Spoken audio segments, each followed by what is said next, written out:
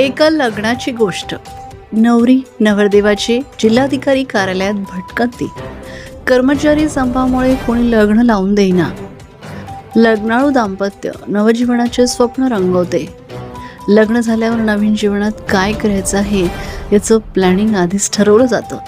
असंच एक लग्न सोलापूरचा वर आणि अकोल्याच्या वधूसाठी ठरलं. नोंदणी विवाह करण्याचं दोन्ही परिवारात ठरलं.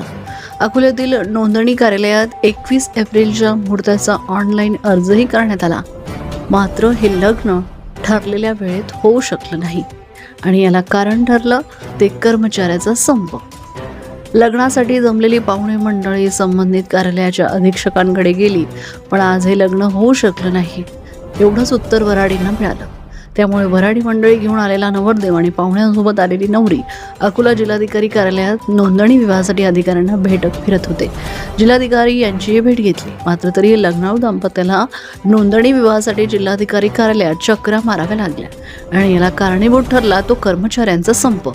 एकीकडे नोंदणी विवाहाला प्राधान्य देण्याचे आवाहन केले जात असताना दुसरीकडे तारीख मिळाल्यावरही फक्त संपामुळे लग्न होऊ शकत नसल्याने खरंच नोंदणी विवाहाची जनजागृती होईल का यात शंका उपस्थित होणे साहजिकच आहे. मी सोलापूर जिल्हा बारसे गावावरून आलेलो आहे. तर माझा विवाह होता, पण आज संघटनेचा संप असल्यामुळे अडचणी बऱ्याच आलेल्या, त्यामुळे विवाह होऊ शकत नाही. त्याच्यावरती उपाय करावा. माझं नाव गोविंद रमाकांत लांडे.